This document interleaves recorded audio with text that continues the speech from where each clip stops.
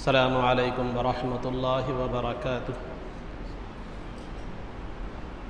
الحمد للہ رب العالمین والصلاة والسلام علی سید الانبیاء والمرسلین وعلی آلہ واصحابہ اجمعین ومن تبعہم بإحسان الی یوم الدین، اما بعد۔ قال اللہ تبارک وتعالی فی القرآن المجید والفرقان الحمید: اعوذ باللہ من الشیطان الرجیم، بسم اللہ الرحمن الرحیم۔ ما كان محمد ابا احد من رجالکم ولکن رسول اللہ وخاتم النبیین، صدق اللہ العظیم۔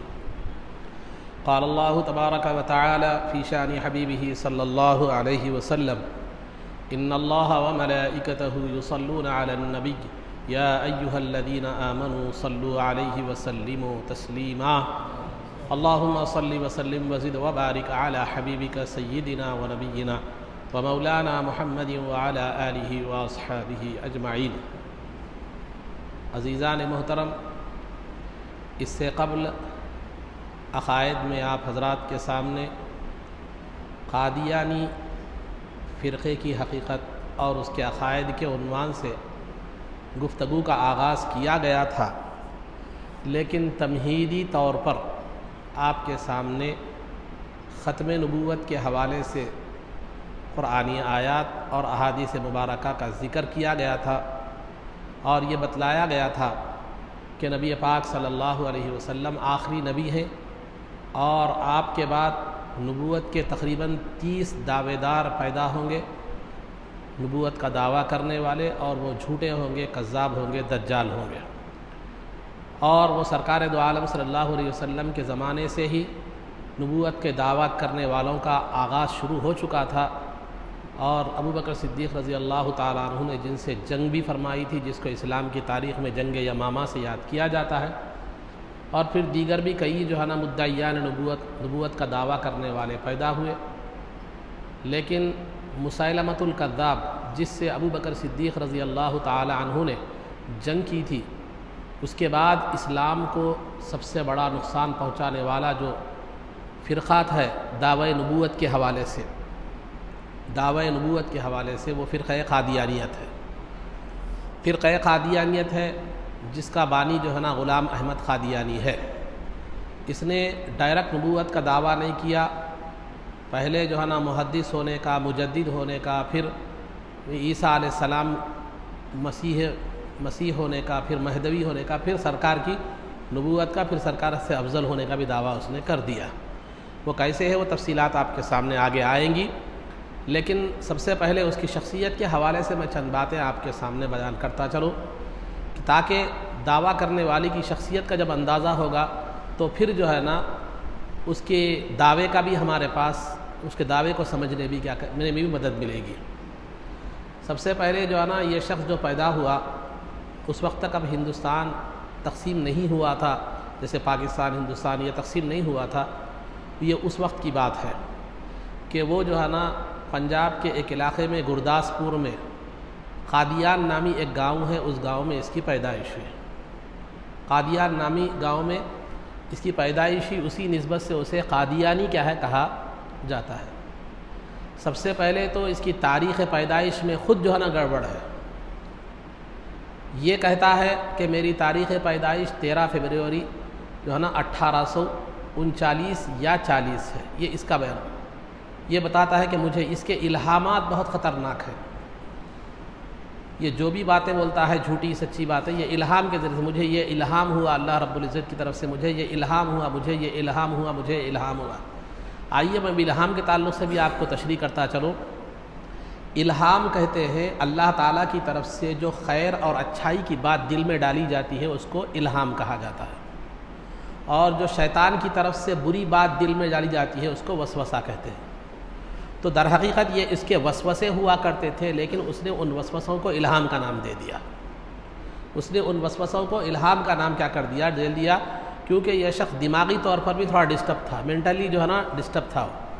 تو بہرحال عزیزان محترم، اس کی تاریخ پیدائش میں خود جو ہے نا اختلاف ہے۔ اس نے تو 1839 یا 13 فروری اپنی تاریخ بذریعہ الہام بتائی ہے، اور پھر دوسرے اس کے خاندان والوں میں اور اس کے ماننے والوں نے دوسرے لوگوں نے مختلف اس کی تاریخیں لکھی ہے. کسی نے 1831 لکھا, کسی نے 1832 لکھا, کسی نے 1834 لکھا, کسی نے 1835 لکھا, کسی نے 1836 لکھا. تو بہرحال پہلے تو یہ بات یہ ہے کہ اس کی تاریخ پیدائش خود ایک معمہ ہے, اس کی تاریخ پیدائش خود جو ہے نا ایک مسئلہ لا ینحل ہے, یعنی ایک پیچیدہ مسئلہ ہے. پھر دوسری بات جو ہے نا وہ کس خاندان سے تھا, سمجھے, وہ کس خاندان سے تھا. اس نے خود اپنے مختلف خاندان بیان کیے ہیں, اس نے خود اپنے مختلف خاندان بیان کیے ہیں. ایک تو اس نے یہ بھی کہا کہ ایک حدیث شریف ہے سورہ جمعہ میں جو ہے نا وآخرین منہم لما یلحقوا بہم وہو العزیز الحکیم, قرآن کریم کی ایک آیت ہے سورہ جمعہ میں. اس کی تفسیر میں بہت سے مفسرین نے لکھا ہے کہ نبی پاک صلی اللہ, آیت کا مطلب یہ ہے کہ نبی پاک صلی اللہ علیہ وسلم کی جو ہے نا وفات کے بعد کچھ ایسے لوگ آئیں گے جو علم نبوت سے اور فیض نبوت سے فیض یاب ہوں گے. ان میں ایک شخصیت ممتاز ہوگی.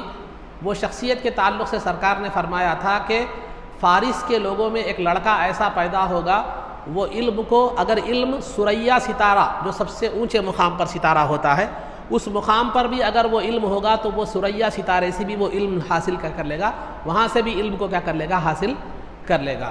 تو یہ حدیث سرکار دو عالم صلی اللہ علیہ وسلم نے سورہ جمعہ کی اس آیت کے تحت بیان فرمائی تھی. وآخرین منہم لما یلحقوا بہم وہو العزیز الحکیم.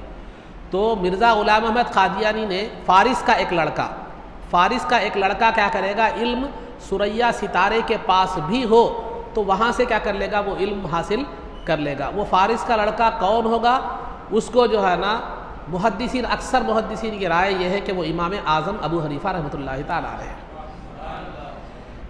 سرکار نے ارشاد فرمایا, محدثین نے امام اعظم کی تشریح کی, اور پوری تاریخ کا جائزہ لیں تو فارس کے لوگوں میں امام اعظم سے زیادہ علم و تقوی کے اعتبار سے افضل کوئی نہیں ہے. تو حالات نے بھی اس کی گواہی دی, سرکار نے بھی گواہی دی, محدثین نے بھی گواہی دی, تاریخ اور حالات نے بھی یہ گواہی دی کہ فارس کے لوگوں میں امام اعظم جیسا بلند ترین, بلند پایا عالم اور جو ہے نا امام کوئی جو ہے نا نہیں دیکھا. بلکہ محدثین آپ کے تعلق سے کہتے تھے ہم عطر بیچنے والے ہیں, امام اعظم عطر بنانے والے ہیں. ہم شریعت کا عطر بیچنے والے ہیں اور امام اعظم شریعت کا عطر بنانے والے ہیں, یعنی ہم احادیث کو پڑھ کر سنانے والے ہیں. یہ جو ہے نا امام اعظم احادیث سے شریعت کے مسائل نکالنے والے ہیں. تو الغرض عزیزان محترم, یہ جو حدیث تھی جو امام اعظم کے تعلق سے ہے, غلام احمد قادیانی نے اپنے اوپر تھوپ لی. اس نے کہا کہ سرکار نے جو فارسی نوجوان, فارسی لڑکے کی جو بشارت دی تھی وہ میں ہی ہوں, وہ میں ہی ہوں. لہذا اپنے آپ کو اس نے کہا فارسی النسل, یعنی اس کی میں نسل کے اعتبار سے فارسی ہوں, فارس کا رہنے والا ہوں. پہلے آپ نے اپنی نسل کے لیے یہ دعویٰ کیا, اپنے آپ کا فارسی ہونے کا دعویٰ کیا. اس کے بعد پھر یہ دوسرے الہام کے ذریعے سے اس نے یہ بات بتائی کہ دوسرا الہام یہ ہے کہ مجھے الہام کیا گیا ہے کہ میں مغل ہوں. یہ ایک ہو گیا دوسرا دعویٰ. پھر تیسرا دعویٰ مغل, یہ تو تیسرا دعویٰ ہے, دوسرا دعویٰ مغل ہونے کا ہے. اور جو ہے نا تیسرا دعویٰ اس نے یہ بھی کیا کہ جو ہے نا میں جو ہے اسرائیلی ہوں, مجھے الہام ہوا ہے کہ میں کیا ہوں, اسرائیل. یہ پورے الہاماتی ہے, تو مجھے الہام ہوا ہے کہ میں اسرائیلی ہوں. پھر ایک وقت اس نے یہ بھی دعویٰ کیا, چونکہ آگے جا کر مہدی کا دعویٰ کرنا تھا, مہدی علیہ السلام ہونے کا دعویٰ کرنا تھا, اور مہدی علیہ السلام بی بی فاطمہ کی اولاد میں سے تھے. تو ایک اس نے یہ بھی دعویٰ کر دیا کہ مجھے الہام ہوا ہے کہ میں بنی فاطمہ سے ہوں, بی بی فاطمہ کی اولاد میں سے ہوں. اور پھر آگے اور آئیے, اس نے ایک مرتبہ اپنے الہام کا تذکرہ کرتے ہوئے یہ بھی دعویٰ کیا کہ میں چینی نسل کا ہوں, میں چینی نسل کا ہوں. اور آگے آئیے, آگے آ کر اس نے یہ کہا کہ ہندوستان کی جو پرانی قوم تھی, قوم آریہ قوم تھی, تو اس نے کہا کہ میں قوم آریہ کا میں سے ہوں. آریہ قوم جس بھگوان کرشن بھگوان کی منتظر ہے وہ کرشن بھگوان میں ہوں. اور غیر مسلموں کو راضی کرنے کے لیے, ہندوؤں کو راضی کرنے کے لیے اس نے اپنے آپ کو ہندو بھی کہہ دیا. اور ان کا ایک بھگوان, ایک مقدس شخصیت کا نام ہے رودر گوپال, اپنے آپ کو رودر گوپال کا بھی اس نے دعویٰ کر دیا. اب بہرحال اب یہ جو ہے نا یہ تمام دعوے اس نے کبھی اپنے آپ کو آریہ قوم سے, کبھی غیر مسلم قوم سے, کبھی اسرائیلی, کبھی فاطمی, اور کبھی جو ہے نا مغل, کبھی جو ہے نا فارسی. تو بہرحال اس کے خود الہامات میں جو ہے نا اختلاف پایا جاتا ہے. آپ کو آسانی سے لیے اگر یہ تمام مواد اگر آپ دیکھنا ہے تو بانی جامعہ بانی جامع نظامی علیہ رحمۃ و رضوان سیدی حافظ محمد انوار اللہ فاروقی علیہ رحمۃ و رضوان کی کتاب افادۃ الافہام آپ پڑھیے، اس میں یہ تمام تفصیلات آپ کو ملیں گی۔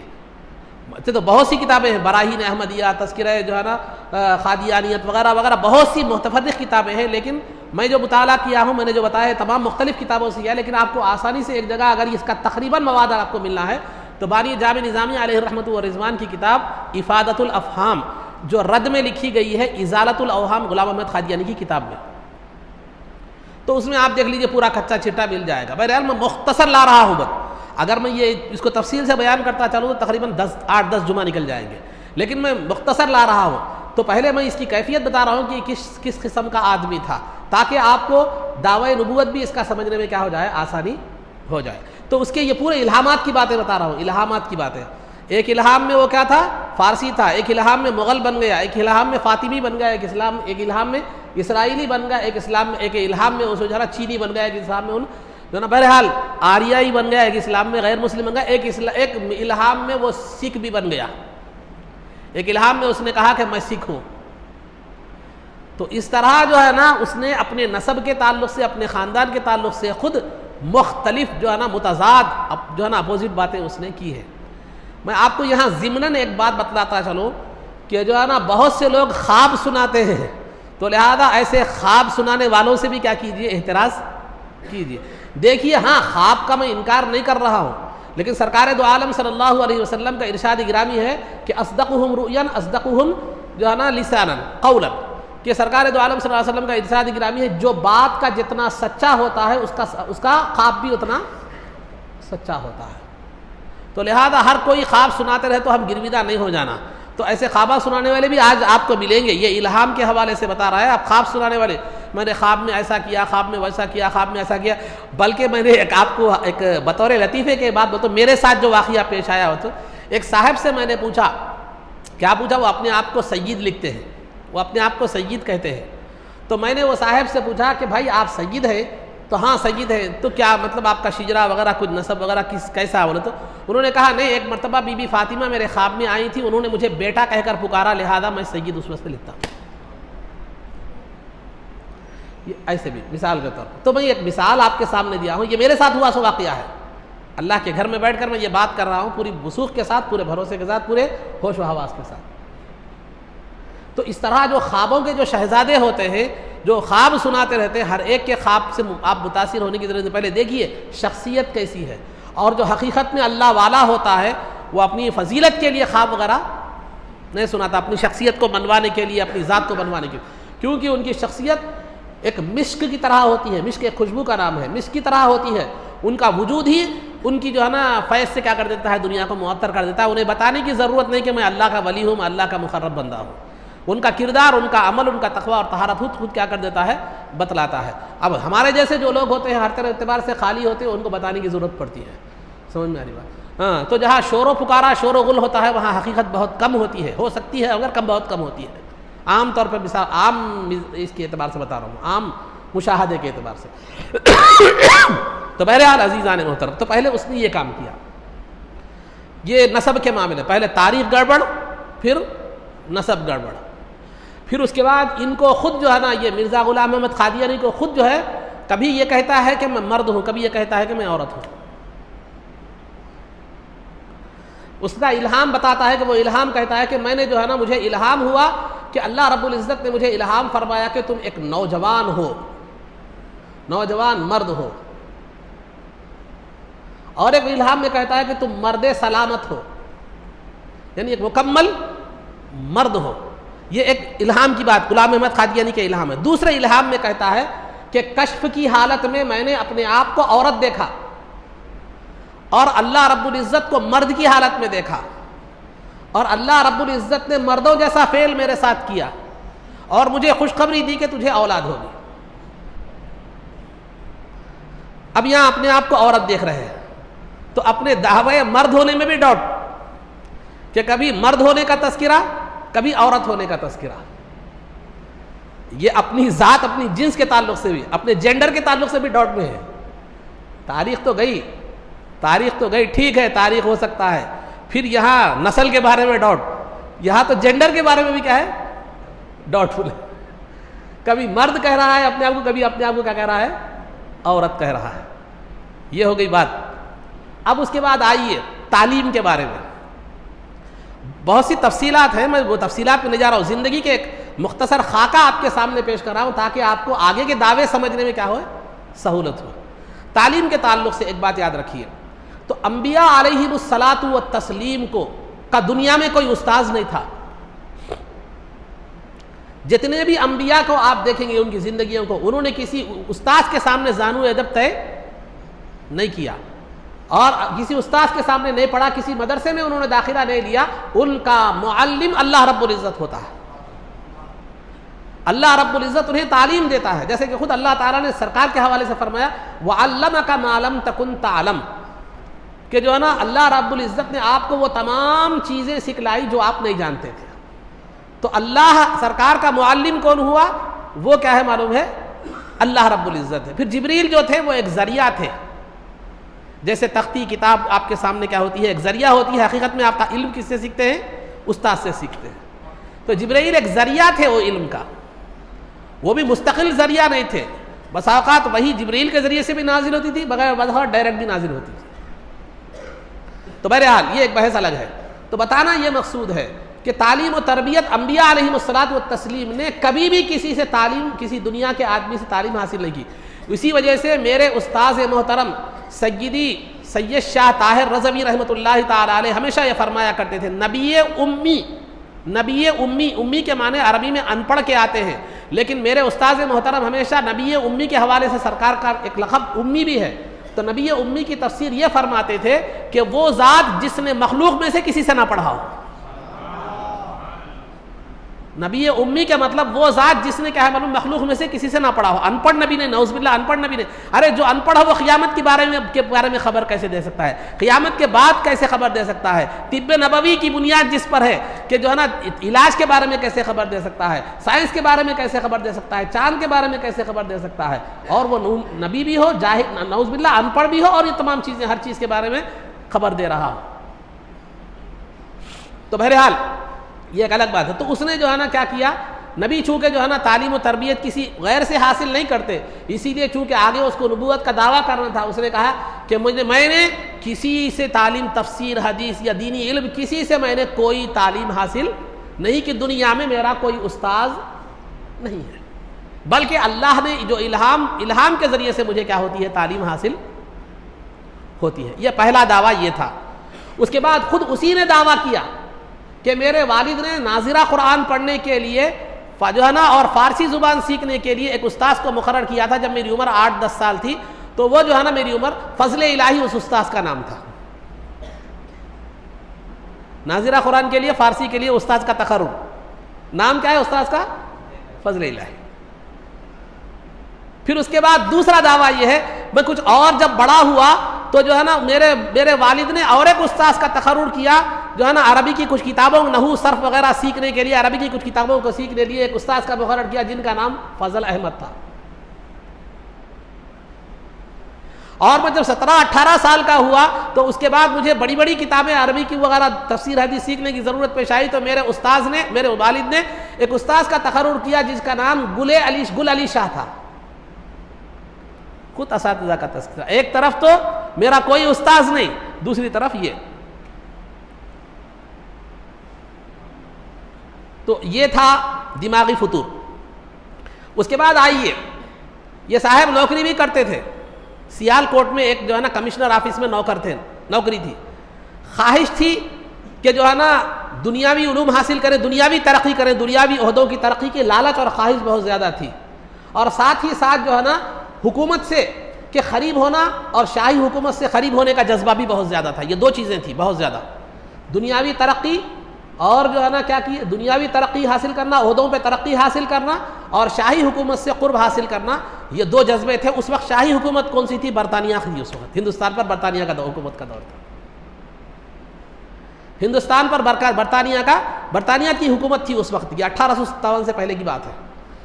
تو 1857 میں بھی یہ تھے، یہ جوان ہو گئے تھے. ان کا خود بیان ہے، میں 16-17 سال کا تھا 1857 کے وقت جو جنگ آزادی شروع ہوئی. اس وقت برطانیہ کا دور تھا. تو یہ حکومت تو بہرحال انہوں نے عہدوں کی ترقی کے لیے مختلف مقامات پر انگریزی سیکھی، امتحان دیے، وکالت کا بھی انہوں نے امتحان دیا، لیکن کامیابی نہیں مل سکی. تو دنیاوی طالب علم کے اسٹوڈنٹ ایز اے دنیاوی اسٹوڈنٹ بھی یہ ناکام ثابت ہوئے. بہرحال جی حضوری کی جو ہے نا چوما چاٹی کی، بہرحال جو بھی کیا وہ ترقی عہدوں پر تو نہیں ملی، مگر حکومت برطانیہ کے ایک خاص آدمی بن گئے.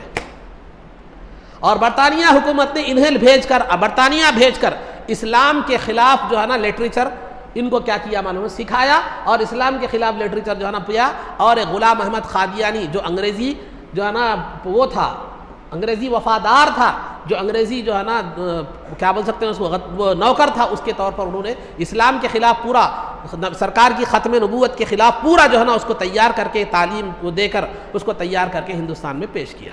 تو میں نے اس سے قبل کہا تھا اہل قرآن کی تعریف میں کہ بعض فرقے ایسے ہیں جن کو برطانیہ حکومت نے باضابطہ انگلینڈ وغیرہ بھیج کر، برطانیہ بھیج کر اسلام کے خلاف استعمال کرنے کے لیے غلط تعلیم دے کر، غلط تربیت دے کر اسلام کے خلاف جو ہے نا انہیں استعمال کیا تھا. ان میں ایک اہل قرآن بھی تھا اور دوسرا یہ قادیانی بھی ہے. اہل قرآن نے آ کر حدیث کا انکار کر دیا تھا، سرکار کی پوری احادیث کا انکار کر دیا تھا. خود احادیث کے انکار میں انہوں نے قرآن کی آیات کا بھی انکار کر دیا تھا. اور یہ دوسرا ہے قادیانی جس نے سرکار کے خاتم النبیین ہونے یعنی آخری نبی ہونے کا انکار کر دیا تھا. تو جب برطانیہ نے دیکھا کہ اس کے اندر دنیا کی خواہش، دنیا کی لالچ اور عہدے کی لالچ ہے، اور جو ہے نا یہ حکومت کے قریب ہونا چاہتا ہے، تو اس کے مزاج کو پڑھ لیا، اس کے مزاج کو سمجھ کر انہوں نے کیا کر لیا، اس کو اپنے قریب کر لیا اور اپنا اعلی کار بنا کر اسے اسلام کے اندر ایک ایسا خنجر، خاتم النبیین کے عقیدے میں ایسا خنجر بنا کر گھونپا کہ جس کا اثر دنیا کے اختتام تک رہے گا، اگرچہ کہ کم ہو. لیکن اس سے مسلمانوں کی ایک کثیر تعداد، ایک بڑی نسل کیا ہو گئی، گمراہ ہو گئی، اور بہت سے مسلمان گمراہ ہو گئے. آج بھی ان کا معاملہ، ان کی کوششیں جاری ہیں. وہ کیسے ہیں، وہ کیا انداز کی، میں انشاءاللہ آگے اس میں بیان کروں گا. تو لہذا یہ تھی مختصر زندگی کے حالات غلام احمد قادیانی کے، یہ دینی دعوے کرنے سے پہلے کے، جو دین کے حوالے سے اس نے مختلف دعوے کیے، مجدد کے، محدث کے، فلاں فلاں، وہ دعووں سے پہلے کی حالات یہ تھی. اب انگریزی تعلیم حاصل کرنے کے بعد جو دین کے خلاف اس نے کوششیں شروع کی، تو پھر وہ دعوے کیا تھے، وہ کوششیں کیسی تھی، وہ کیا کیا تھی، انشاءاللہ اس کی تفصیلات آپ کے سامنے آگے بیان کی جائیں گے. تو الغرض اس کے بعد آپ حضرات دوسرا عنوان جو ہے خلافت راشدہ کے حوالے سے آپ حضرات کے سامنے عثمان غنی رضی اللہ تعالی عنہ کا دور خلافت کا تذکرہ کیا جا رہا تھا، اور آپ کو خلیفہ کیسے بنایا گیا. پھر خلافت آپ خلیفہ بنتے ہی سب سے پہلا جو مسئلہ آپ کے سامنے پیش ہوا وہ عبید اللہ بن عمر رضی اللہ تعالیٰ عنہ کا تھا، جو عمر رضی اللہ تعالیٰ عنہ کے صاحبزادے کا مسئلہ، اس کی تفصیل پیچھے آپ کے سامنے آ چکی ہے.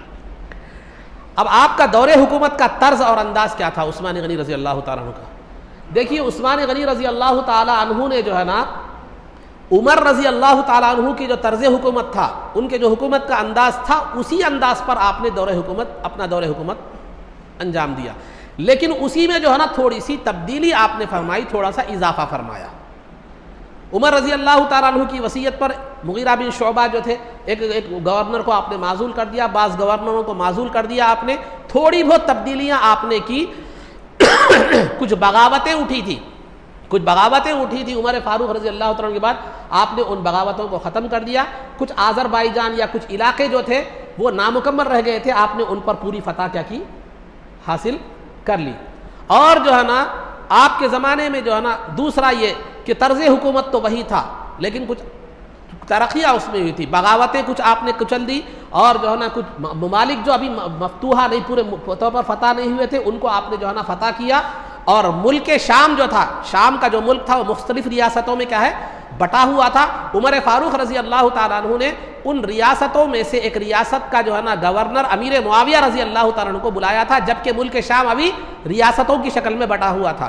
لیکن عثمان غنی رضی اللہ تعالیٰ عنہ کے دور خلافت میں آپ نے ملک شام، وہ جو مختلف ریاستوں میں شام بٹا ہوا تھا، سیریا، اس کو آپ نے ایک جا کر کے اس کو ایک متحد کر دیا، ایک ریاست کے طور پر اس کو بنا دیا، اور اس کا گورنر امیر معاویہ رضی اللہ تعالیٰ عنہ کو بنایا.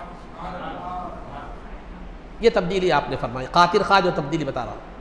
اب رہا دیگر معاملات میں، آپ نے جو ہے نا مال غنیمت فتوحات بہت ہوئی تھی، مال غنیمت بہت زیادہ آیا تھا، لوگوں کے پاس مال کی فراوانی تھی، وظائف جو دیے جاتے تھے لوگوں کو، وظائف دگنے ہو گئے، فوجیوں کی تنخواہیں دگنے ہو گئی، ریاست تجارت بڑھ گئی، زراعت بڑھ گئی، ہر اعتبار سے ترقی کیا ہو گئی، جو ہے نا بڑھ گئی. تو لہذا یہ تقریباً آپ کا دور حکومت 12 سال کا تھا، لیکن 5 سال حکومت جو ہے نا بڑے اچھے انداز میں، بڑے خوشحال انداز میں، بڑی بہتر انداز میں حکومت کیا ہے چلتی رہی. لیکن اس کے بعد انقلاب پیدا ہوا، حکومت کا تختہ بدل دیا. اس کی ایک کئی وجوہات ہیں، اسباب ہیں، اس کی وجہ آپ کے سامنے آگے بیان کی جائے گی.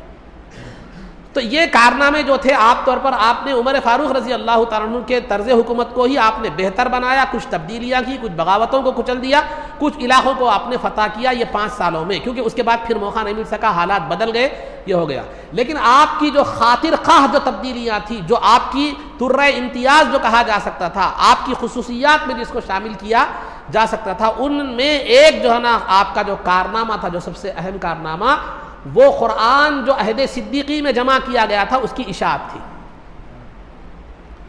ابو بکر صدیق رضی اللہ عنہ، جیسے میں نے آپ کو خلافت ابو بکر صدیق رضی اللہ عنہ کی خلافت کے حالات میں بیان کیا تھا کہ قرآن کو ایک جگہ کیا کیا گیا تھا، جمع کیا گیا تھا. اور قرآن جو ہے نا مختلف حروف میں تھا، قرآن کی قراتیں مختلف تھی. مثال کے طور پر اگر آپ سورہ فاتحہ کو دیکھ لیں گے تو ہم کیا پڑھتے ہیں، مالکی یوم الدین پڑھتے ہیں، اور ایک قرات تھی ملکی یوم الدین. الفاظ میں تبدیلی قرآن میں ایسی بہت جگہ تھی، لیکن معنی وہی ایک تھے. مالکی یوم الدین میں تو جو ہے نا قیامت کے دن کا مالک، روز جزا کا مالک. ملکی یوم الدین میں تو روز جزا کا مالک. معنی میں کوئی تبدیلی نہیں تھی، الفاظ میں تبدیلی تھی، کیونکہ انزل القرآن علی 7 احرف، قرآن 7 طرح سے نازل کیا گیا تھا. تو مختلف قبیلے کچھ الفاظ کے اختلاف کے ساتھ کیا کرتے تھے، قرآن کی تلاوت کیا کرتے تھے. اب ہوا یہ کہ عثمان غنی رضی اللہ تعالیٰ عنہ کے دور تک اسلام بہت پھیل گیا، عرب سے نکل کر عجم تک، غیر عربی علاقوں تک بھی کیا ہے قرآن پھیل گیا. تو ظاہر سی بات ہے قرآن کے جو مختلف قراتیں تھیں، مختلف انداز میں جو قرآن پڑھا جاتا تھا، وہ بھی کیا ہوگی، قراتیں پھیل گئی. جب تک اسلام جو ہے نا صحابہ تھے، موجود تھے، اسلام جو ہے نا عربوں کے ہاتھ میں قرآن تھا، تو یہ چھوٹی سی الفاظ کی تبدیلی کوئی نقصان نہیں پہنچاتی تھی، کوئی نقصان نہیں پہنچاتی تھی. لیکن جب اسلام پھیل گیا اور قرآن عجمی لوگوں کے ہاتھ میں آ گیا، تو کوئی مالکی یوم الدین پڑھنے والا ہو گیا، کوئی ملکی یوم الدین پڑھنے والا ہو گیا. جو عربی داں تھے وہ سمجھتے تھے کہ الفاظ الگ ہیں لیکن معنی ایک ہے. لیکن جو عجمیوں کے ہاتھ میں جب قرآن چلے گیا، جو عربی کو نہیں جانتے تھے، انہوں نے کہا مالکی یوم الدین پڑھنے والے کو ملکی یوم الدین پڑھنے والوں نے غلط قرار دیا، تو غلط ہے، تیرا قرآن غلط ہے. اور مالکی یوم الدین پڑھنے والوں نے ملکی یوم الدین پڑھنے والوں کو تو غلط ہے کہا. کیوں؟ معنی کا ادراک انہیں نہیں تھا. تو اس اختلافات کیا کرے، شدت اختیار کیے گئے. گویا یہ لا علمی کی وجہ سے ایک دوسرے کے قرآن کے الفاظ کو ہی غلط قرار دینے لگ گئے. یہ جو قرات پڑھتا تھا اس کو صحیح سمجھتا تھا، دوسری قرات جو قرآن ہی کے الفاظ تھے اس کو غلط سب کہتا تھا. تو یہ اختلاف جب کی خبر عثمان غنی رضی اللہ تعالیٰ عنہ کے پاس پہنچی، تو آپ نے کیا کیا، عہد صدیقی میں ابو بکر صدیق رضی اللہ تعالیٰ عنہ کے دور خلافت میں جو قرآن لکھا گیا تھا، جو پورا مکمل حفصہ رضی ام المؤمنین حفصہ رضی اللہ تعالی عنہ کے پاس موجود تھا، آپ نے وہ قرآن منگایا، اس کے نسخے بنائے، اور جو ہے نا آپ نے وہ تمام جو نسخے پھیلے ہوئے تھے ان کو کل عدم قرار دے دیا، ان کو ختم کر دیا، اور یہ نسخے آپ نے تمام جو ہے نا تقسیم فرما دیے.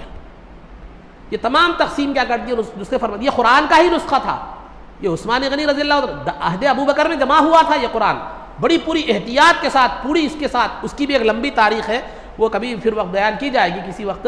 تو بہرحال تو وہ جو جمع کیا گیا تھا قرآن ابو بکر صدیق رضی اللہ تعالیٰ کے دور میں، وہ قرآن بی بی حفصہ رضی اللہ تعالیٰ عنہ کے پاس موجود تھا. آپ نے وہ لے کر اس کی اشاعت کی، اور باقی دیگر مختلف قراتوں والے جو نسخے تھے، مختلف الفاظ سے جو قرآن پڑھا تھا، آپ نے ان کو ختم کر دیا اور اس کو رواج دیا. اسی کو اصطلاح میں کہتے ہیں مصحف عثمانی،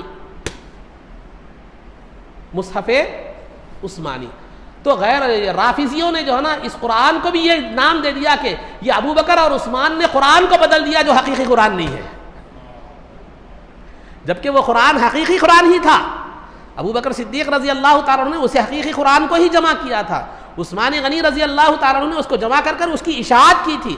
لیکن جو ہے نا اشاعت کی وجہ سے آپ کو اس کا نام مصحف عثمانی کا نام دیا گیا تھا. تو اس کو ان لوگوں نے کہا کہ عثمان غنی نے گھڑ لیا ہے قرآن.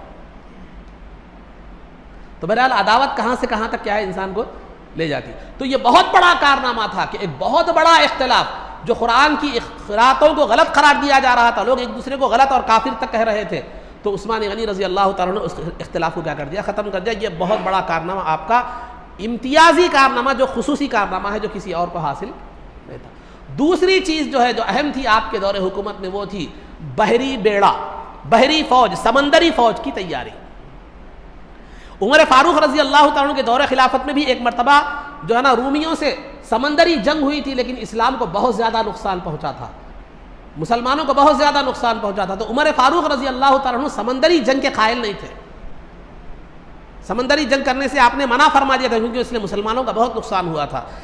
عثمان غنی رضی اللہ تعالیٰ عنہ کے ابتدائی دور میں بھی عثمان غنی رضی اللہ تعالیٰ عنہ بھی اسی بات پر قائم تھے کہ سمندری جنگ کے آپ قائل نہیں تھے، سمندری فوج کو ترتیب دینے اور اس کی تنظیم کے آپ قائل جو ہے نا نہیں تھے، لیکن اس امیر معاویہ رضی اللہ تعالیٰ عنہ نے بار بار اصرار کیا کہ ہمیں جنگی جو ہے نا بحری جنگ کے لیے بھی فوج تیار کرنی ہے، بحری جنگ کے بھی صلاحیت ہمارے اندر ہونی جو ہے نا چاہیے، سمندری جنگ کے بھی ہمارے اندر صلاحیت ہونی چاہیے، بار بار امیر معاویہ رضی اللہ تعالیٰ عنہ نے اصرار کیا، تو عثمان غنی رضی اللہ تعالیٰ عنہ نے ایک شرط پر اجازت دی کہ وہ فوج میں آپ زبردستی تقرر نہیں کریں گے، جو راضی ہے اسی کو لیں گے، جو راضی نہیں ہے اس کو چھوڑ دیں گے۔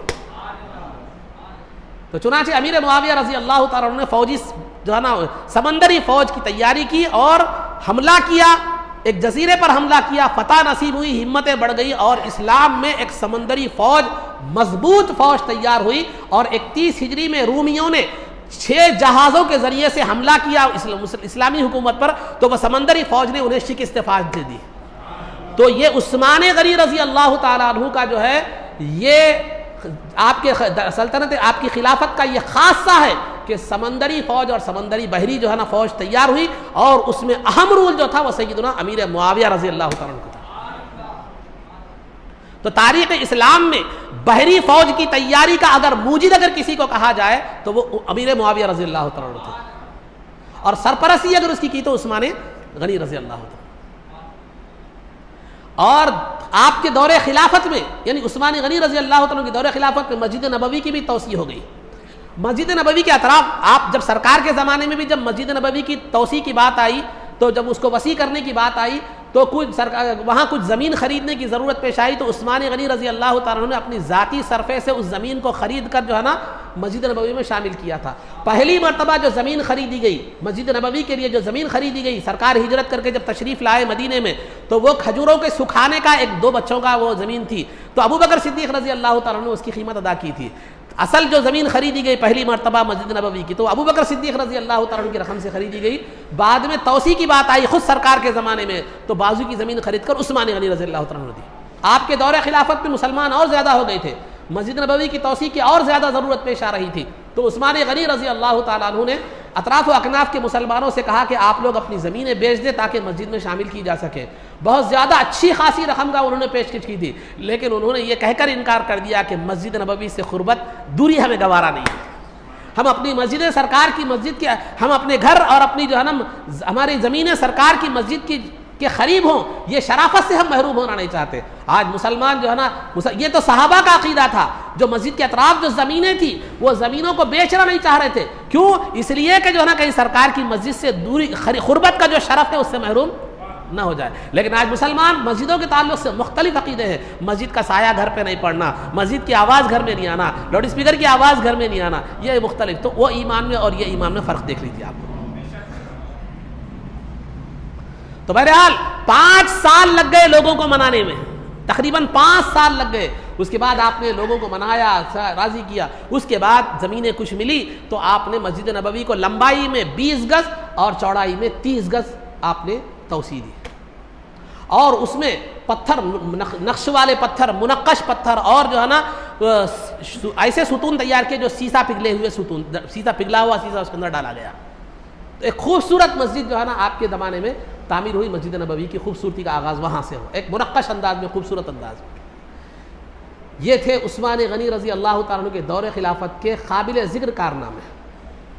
تو یہ چند باتیں تھیں، انشاءاللہ پھر دیگر باتیں آگے آپ کے سامنے بیان کی جائیں گی کہ آپ کی جو ہے نا حکومت کا میں جو تبدیلیاں پیدا ہوئی اس کے اسباب کیا ہیں، پھر آپ کی شہادت کا جو دردناک واقعہ ہے اس کے حوالے سے آگے باتیں جو ہے نا بیان کی جائیں گی۔ اب رہا مسائل میں جو ہے نا آپ حضرات کے سامنے امام اور مقتدی کے جو مسائل ہیں وہ بیان کیے جا رہے تھے کہ جو ہے نا امام اور مقتدی کے درمیان جو مسائل ہیں، پھر اقتداء کی صحیح ہونے کی شرطیں بھی آپ کے سامنے بیان کی گئی تھی۔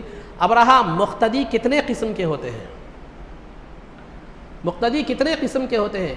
مقتدی جو ہے نا 4 قسم کے مقتدی ہوتے ہیں، مقتدی 4 قسم کے ہوتے ہیں۔ ایک مقتدی مدرک ہوتا ہے، ایک مقتدی لاحق ہوتا ہے، اور ایک مقتدی مسبوق ہوتا ہے اور ایک مقتدی مسبوق لاحق ہوتا ہے. مدرک، لاحق، مسبوق لاحق. پریشان ہونے کی ضرورت نہیں ہے، آپ تفصیل سمجھ جائیں گے. مدرک کے معنی، مدرک کہتے ہیں اس مقتدی کو جو شروع سے لے کر آخر تک امام کے ساتھ نماز میں شامل ہو، یعنی جس کی کوئی رکعت نہ چھوٹی ہو. جس کو کوئی رکعت نہ چھوٹی ہو اس کو کہتے ہیں، اس شروع سے آخر تک پوری رکعتیں امام کے ساتھ جو مقتدی ادا کرتا ہے، خواہ وہ تکبیر تحریمہ کے ساتھ ہو یا کچھ دیر آگے پیچھے آیا ہو، مگر اس کو پوری رکعتیں کیا ہو گئی ہوں، ملی ہو، تو اس مقتدی کو کہتے ہیں مدرک. اور آپ نے اب تک جو مسائل جو ہے نا مقتدی اور امام کے حوالے سے، اقتداء کے حوالے سے جو بھی مسائل پیچھے سن کر آئے اپنے ہیں، وہ مسائل وہ اسی مقتدی کے حوالے سے تھے، مدرک کے حوالے سے. مدرک کے حوالے سے.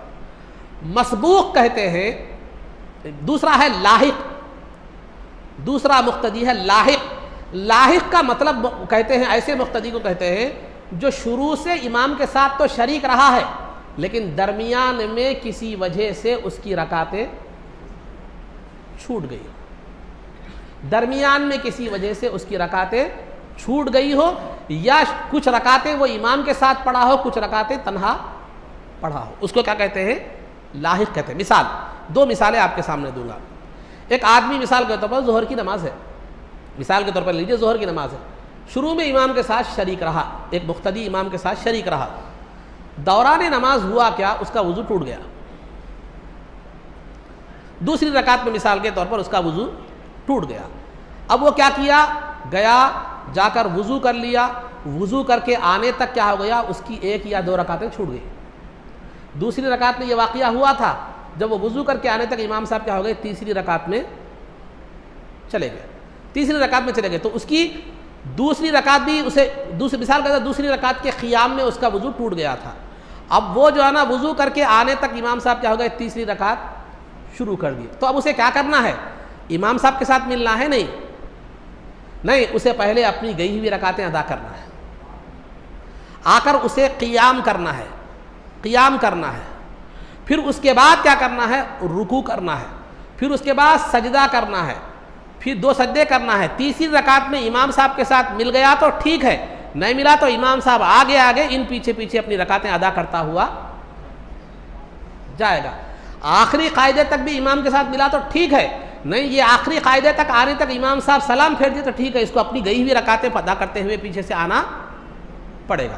یہ اپنی پچھلی گئی ہوئی رکعتیں امام جو تنہائی کے ساتھ ادا کرتا آتا رہے گا، اس کو کنٹینیو کرتا آتا رہے گا. امام سے مل گیا ٹھیک ہے، نہیں بھی ملا ٹھیک ہے، مگر وہ ادا کرتا رہے گا. تو جب تک یہ جو رکعتیں یہ اپنے طور پر ادا کر رہا ہے، یہ اپنے طور پر جو رکعتیں اس کی چھوٹ گئیں جو ادا کر رہا ہے، اس میں وہ کہا ہے وہ مقتدی لاحق کہلاتا ہے. وہ مقتدی لاحق کہلاتا ہے، یعنی جس میں ابتدا میں تو امام کے ساتھ شریک تھا لیکن بعد میں کسی عذر کی وجہ سے، کسی وجہ سے کیا ہو گیا، اس کی رکعتیں امام کے ساتھ وہ رکعتیں ادا، کچھ رکعتیں ادا نہیں کر سکا، کچھ یا سب رکعتیں ادا نہیں کر سکا. تو یہ جو ہے نا یہ پہلی مثال ہے. تو اس میں جو وہ تنہائی سے اپنی چھوٹی ہوئی رکعتیں، امام کے ساتھ چھوٹی ہوئی رکعتیں جو ادا کر رہا تھا، اکیلا ادا کر رہا تھا، اس میں وہ امام کے ساتھ ہی سمجھا جائے گا. امام کے ساتھ ہی سمجھا جائے گا. کیا مطلب امام کے ساتھ سمجھا جائے گا، وہ قرآن نہیں پڑھے گا اس میں. جیسے امام کے پیچھے قرآن نہیں پڑھتا، قرآن نہیں پڑھے گا. اگر ان رکعتوں میں جو وہ تنہا ادا کر رہا ہے، چھوٹی ہوئی رکعتیں ادا کر رہا ہے، اگر اس میں کوئی سجدہ سہو کی صورت پیش آ جائے تو وہ سجدہ سہو بھی نہیں کرے گا، کیونکہ وہ امام کے پیچھے سمجھا جائے گا. اگر امام کے پیچھے مقتدی کی کوئی ایسی غلطی ہو جس سے سجدہ سہو واجب ہوتا ہے تو مقتدی پر سجدہ سہو کرنے کی ضرورت نہیں. تو یہ لاحق کی ایک مثال ہو گئی. میں 2 مثالیں اس لیے دے رہا ہوں کہ 2 تھوڑا الگ ہے مختلف مثالیں. تو یہ تو شروع سے امام کے ساتھ شریک تھا لیکن وضو ٹوٹنے کی وجہ سے یا کسی اور وجہ سے اس کی دیگر صورتیں بھی ہیں، لیکن میں مختصر طور پر آپ کے سامنے 1-2 مثالیں دے رہا ہوں. تو یہ اس وجہ سے اسی کچھ رکعتیں چھوٹ گئی تھی، تو چھوٹی ہوئی رکعتوں میں وہ لاحق کہلائے گا اور امام کے پیچھے ہی سمجھا جائے گا، وہ مقتدی کا ہی حکم اس کا ہوگا.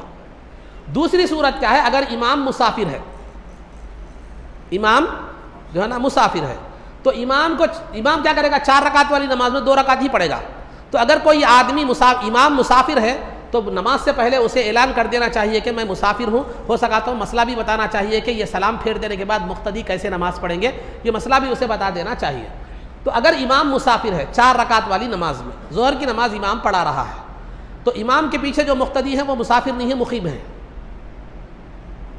حیدرآباد سے کوئی بڑے دور سے علاقے سے کوئی مولانا آ گئے، مولانا ہے بول کے آپ کیا کر دیے، مسجد میں نماز کیا کر دی، ظہر کی نماز میں آگے بڑھا دی، وہ مسافر تھے اور آپ لوگ سب کیا ہے، مقیم ہیں۔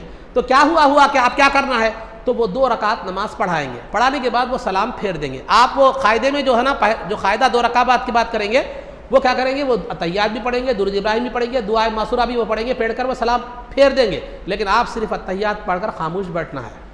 اس کے بعد جب وہ سلام پھیر دیں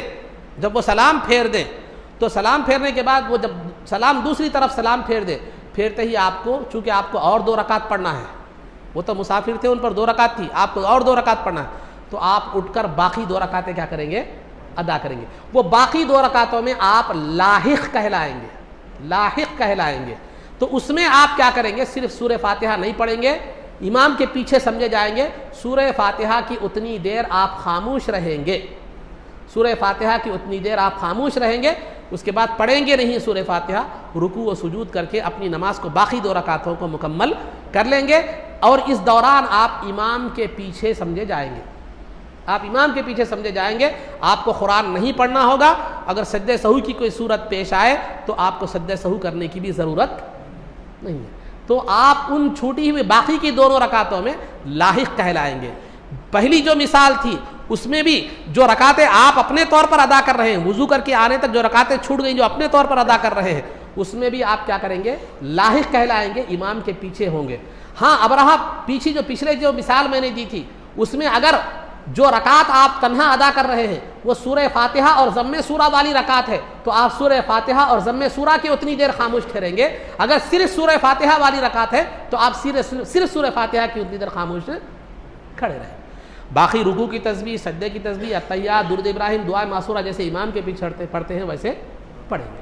تو لاحق جو مقتدی ہوتا ہے اس کے مسائل اور اس کی 2 مثالیں آپ کے سامنے جو ہے نا پیش کی گئی، انشاءاللہ پھر دیگر جو ہے نا مقتدیوں کا ذکر کیا جائے گا۔ مدرک جو شروع سے امام کے ساتھ شروع سے آخر تک شامل ہو اس کو مدرک کہتے ہیں۔ لاحق ایسے مقتدی کو کہتے ہیں جو شروع سے امام کے ساتھ شریک ہو لیکن درمیان میں کسی وجہ سے اس کی کچھ رکعتیں کیا ہے چھوٹ گئی ہو، یا تو وضو ٹوٹنے کی وجہ سے، یا جو ہے نا امام کے مسافر ہونے کی وجہ سے، یا اور بھی اس کی دیگر صورتیں بھی ہیں، وہ اس کی تفصیلات کی آپ کو ضرورت نہیں، بس سمجھنے کے لیے 2 مثالیں کافی ہیں۔ تو یہ چند باتیں تھیں جو آپ حضرات کے سامنے رکھی گئی۔ اللہ رب العزت سے دعا ہے کہ جو کچھ بھی کہا گیا اس پر عمل کی توفیق رفیق عطا فرما، عزت و عافیت کی زندگی دے اور ایمان پر ہمارا خاتمہ فرما، رسول پاک صلی اللہ علیہ وسلم کے قدموں میں ہمارا حشر فرما، آپ کی شفاعت عظمیٰ سے ہم کو بہرور فرما، آپ کے دست مبارک سے جام کوثر پینا نصیب فرما، جنت میں آپ کی غلامی معیت اور رفاقت نصیب فرما۔ صلی اللہ تعالی وسلم علی خیر خلقہ سیدنا محمد و آلہ و صحبہ اجمعین برحمتک یا ارحم الراحمین والحمد للہ رب العالمین۔